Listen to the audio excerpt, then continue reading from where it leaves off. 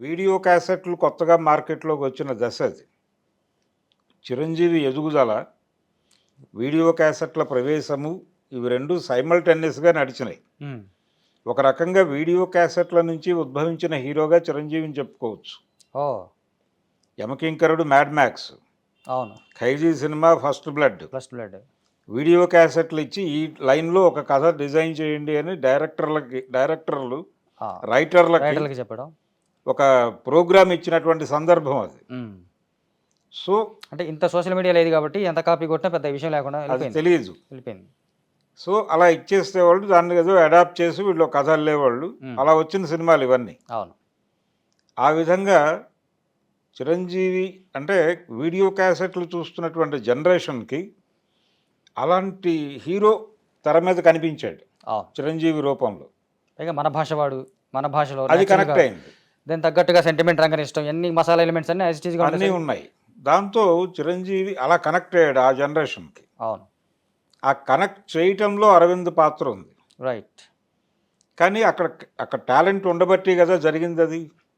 సరే అది ఒక రకంగా మనం ఒక రకంగా అదొక ట్రెండ్ క్రియేట్ అయింది దశ అది. ట్రెండ్ క్రియేట్ అయిపోయింది. వాళ్ళిద్దరూ కలిసి ఎదిగారు.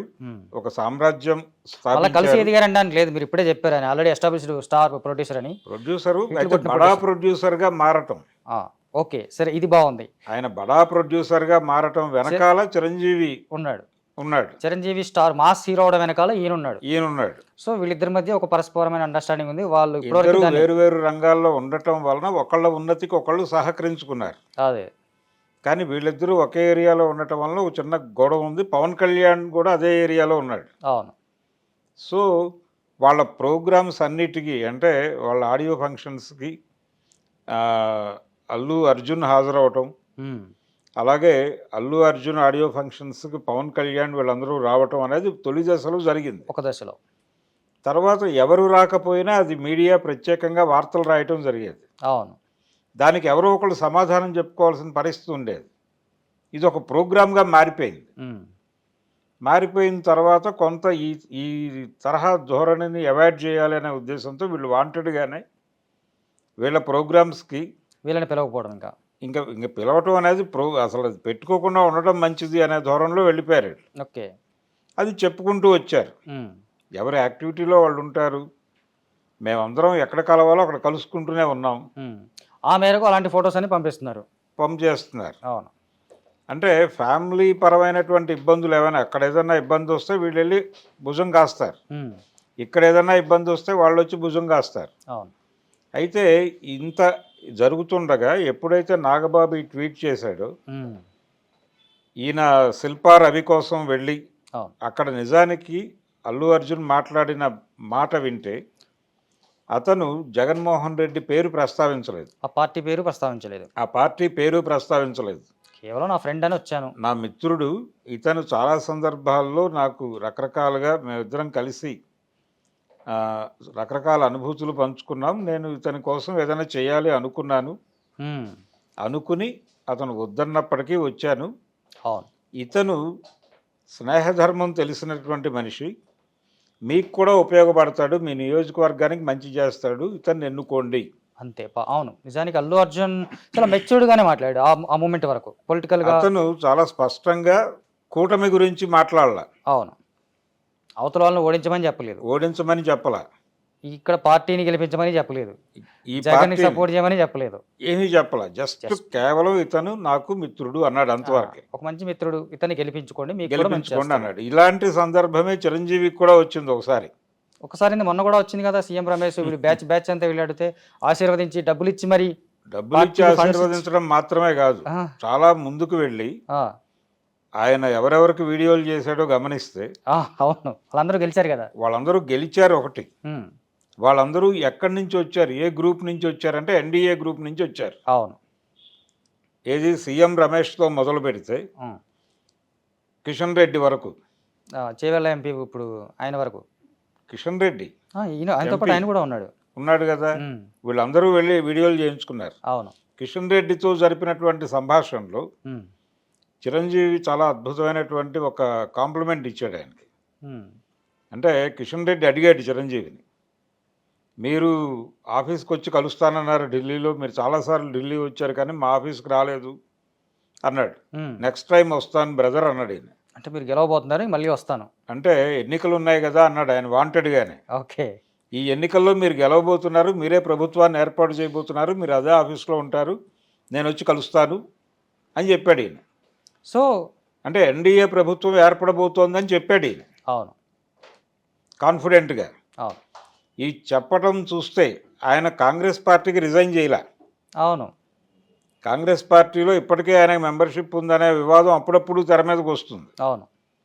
ఈయన రాజకీయాలు వదిలేశాను, సినిమాల్లోకి వచ్చానని చెప్పాడు కానీ టెక్నికల్గా కాంగ్రెస్కి రిజైన్ చేయలే. ఇక్కడ రేవంత్ రెడ్డి గెలిచినప్పుడు కూడా కంగ్రాచులేషన్ చెప్పాడు.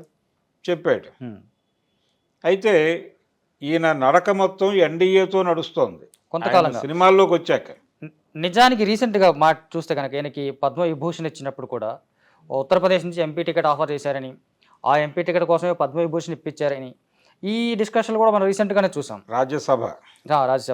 రాజ్యసభకు పంపించడానికి ప్రయత్నం చేశారు. తద్వారా వెనక ఎన్డీఏ కూటమికి ఇండైరెక్ట్గా ఏపీలో సపోర్ట్ చేస్తాడు, తన తమ్ముడు పేరు మీదుగానే ఒక ప్లాన్ కూడా బీజేపీ వేసింది, అందుకే పద్మవిభూషణ్ ఇచ్చారు. ఆయన సోము వీర్రాజు బీజేపీ ఏపీ ఇన్ఛార్జిగా బాధ్యతలు తీసుకున్న తర్వాత ఢిల్లీ నుంచి నేరుగా విజయవాడ వెళ్ళలేదు. ఆయన హైదరాబాద్లో దిగి చిరంజీవి గారి ఆశీర్వాదం తీసుకుని వెళ్ళాడు. ఆ ఫొటోస్ అన్నీ బయటకు వచ్చినాయి. ఆయన రాజకీయాలు అంటే 2014 ఎన్నికల్లో చిరంజీవి యాక్టివ్గా ఉన్నాడు కాంగ్రెస్ పార్టీ నుంచి. ఆ టైంలో కాంగ్రెస్ పార్టీ ఏపీ బాధ్యతలు చూసిన ముగ్గురులో చిరంజీవి ఒకడు. అవును. ఎవరెవరు? కొప్పుల రాజు, డొక్కా మాణిక్యవరప్రసాద్, చిరంజీవి ఈ ముగ్గురే కలిసి చూశారు. అయితే ఆ ఎన్నికల్లో కాంగ్రెస్ పార్టీ ఘోర పరాభవం పొందింది. అప్పటి వరకు ఓకే, చిరంజీవి కాంగ్రెస్తో యాక్టివ్గా ఉన్నాడు, నడిచాడు. ఆ ఎన్నికల్లో ఘోర పరాభవం, అసలు అక్కడ కాంగ్రెస్ పార్టీ తుడిచిపెట్టుకుపోయింది, అయిపోయింది. ఆయన బయటకు వచ్చేసాడు, సినిమాల్లోకి వెళ్ళిపోయాడు. సినిమాల్లోకి వెళ్ళిన క్షణం నుంచి ఆయన ఎన్డీఏతోనే ఉన్నాడు. ఓకే, దానికి ఇవన్నీ ఎగ్జాంపుల్స్. అల్లూరి సీతారామరాజు విగ్రహావిష్కరణ సభకి అవును చిరంజీవిని ప్రత్యేకంగా పిలిచారు కదా. అవును. యాక్చువల్గా కృష్ణ బతుకున్నాడు అప్పుడు. అవును. సీతారామరాజు సినిమా తీసున్నాడు ఆయన పిలవాల. అవును. చిరంజీవిని పిలిచి ఆయన మాట్లాడాడు. అలాగే ట్రిబుల్ ఆర్కి సంబంధించి, దాని ఆస్కార్ వ్యవహారాలకు సంబంధించి అమిత్ షాని కలిశారు. మోడీని కూడా కలవాల్సి ఉంది అప్పుడు. ఓకే. అపాయింట్మెంట్ మిస్ అయింది. ఓకే. ఆయన వేరే ప్రతినిధులతో ఎవరితోనో మాట్లాడుతున్న సందర్భంలో వీళ్ళు అమిత్ షాని కలిసి వెనక్కి వచ్చేసారు. ఇలా చాలా సందర్భాలు ఎన్డీఏతో చాలా సన్నిహితంగా ఆయన నడిచినటువంటి విషయం మనకు అర్థమవుతుంది. కాకపోతే ఇది అంత ఓపెన్గా లేకుండా చూసుకొని జాగ్రత్త పట్టలో కొంతవరకు చిరంజీవి సక్సెస్ అయినట్టే. సక్సెస్ అయ్యాడు అంటే మనం తరోగా చూస్తే తప్ప. ఎందుకు కంపేర్ చేస్తున్నానంటే అల్లు అర్జున్ శిల్పా రవి దగ్గరికి వెళ్ళి మాట్లాడింది ఏ పద్ధతిలో మాట్లాడాడంటే, చిరంజీవి సినిమాల్లో ఉండగానే, రాజకీయాల్లోకి రాకముందు, ప్రజారాజ్యం కూడా లేని రోజుల్లో 99 ఎన్నికల సందర్భంగా లగడపాటి రాజగోపాల్ విజయవాడ ఎంపీగా గెలిచినప్పుడు అతనికి తెలుగుదేశం పార్టీ నుంచి ప్రత్యర్థి ఎవరు? ఈయన అశ్వనీ దత్. ఓకే. అప్పుడు 99లో విజయవాడ ఎంపీగా ఈయన కంటెస్ట్ చేశాడు. అవతల వైపు లగడపాటి రాజగోపాల్ కంటెస్ట్ చేసినప్పుడు అశ్వనీ దత్ ఓడిపోయాడు. ఓకే. అప్పుడు వీళ్ళిద్దరు బాండింగ్, ఇక్కడ సినిమా పరంగా వీళ్ళిద్దరు బాండింగ్, సినిమా పరంగా బాండింగ్ ఉంది. అశ్వనీ దత్తుని గెలిపించండి అని ఈయన వీడియో చేశాడు ఫస్ట్ టైం చిరంజీవి. ఆ వీడియోలో చాలా పద్ధతిగా ఆయన పార్టీల పేరు ప్రస్తావించలేదు. తెలుగుదేశం అభ్యర్థి అశ్వనీ దత్తుకి సైకిల్ గుర్తు మీద ఓటేయండి అని చెప్పలా. ఓకే. అశ్వనీ దత్తు మంచి వ్యక్తి, ఆయన నిర్మాణ సారథ్యంలో, ఆయన బ్యానర్లో నేను హీరోగా నటించాను, ఆయన మమ్మల్ని అందరినీ చాలా బాగా చూసుకునేవారు, ఆయన మిమ్మల్ని కూడా బాగా చూసుకుంటాడని నేను నమ్ముతున్నాను, కాబట్టి ఆయన ఎన్నుకోండి, ఆయన చాలా గ్రాండ్ సినిమాలు తీస్తాడు, అలాగే మీ నియోజకవర్గాన్ని కూడా చాలా గ్రాండ్గా ఉంచుతాడు. ఓకే. ఇది చిరంజీవి చేసిన వీడియో అని వీడియో చేశాడు ఆయన. అంతవరకే. తెలుగుదేశం పార్టీకి ఓటేయండి సైకిల్ గుర్తుకి అనే మాట చెప్పలే ఆయన. చంద్రబాబును ఓడించండి ఇలాంటివి ఏం లేదు. అంటే చంద్రబాబును గెలిపించండి, అదే కాంగ్రెస్ని వ్యతిరేకించండి, ఇవేం మాట్లాడలే ఆయన. అక్కడ వరకే కన్ఫైన్ అయి మాట్లాడాడు, ఆయన సో ఓడిపోయాడు. ఇప్పుడు అది చూస్తే ఎగ్జాక్ట్గా అల్లు అర్జున్ కూడా అదే చేశాడు. అదే చేశాడు. మరి అప్పుడు చిరంజీవి ఆదర్శం. అంతే కదా. ఇప్పుడు అదే టైంలో చిరంజీవి రాజకీయాల్లోకి వస్తున్నాడు అని జక్కంపూడి రామ్మోహన్ రావు లాంటి వాళ్ళు విపరీతంగా ప్రచారం చేసేవాళ్ళు కదా ప్రతి ఆ ఎన్నికలకి. టైంలో ఈయన కాంగ్రెస్ పార్టీ వాళ్ళ దగ్గర కూడా టికెట్లు తీసుకున్నాడు కదా, తన దగ్గరకు వచ్చిన వాళ్ళని కాంగ్రెస్ పార్టీతో మాట్లాడి టికెట్లు ఇప్పించిన చరిత్ర ఉంది చిరంజీవి. అవును.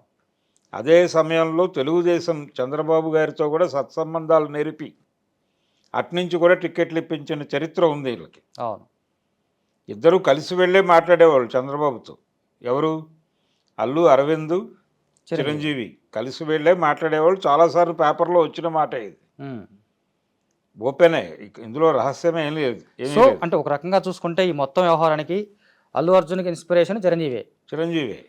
సో అల్లు అరవింద్ చెప్పినట్టుగా ఇప్పుడు వీళ్ళంతా ఒకే ఫీల్డ్లో ఉన్నారు కాబట్టి ప్రొఫెషనల్గా కాంపిటీషన్ ఉంటుంది. ఆబ్వియస్గా ప్రొఫెషనల్ కాంపిటీషను. దాన్ని అనవసరంగా రప్చర్ చేసింది నాగబాబు ట్వీట్.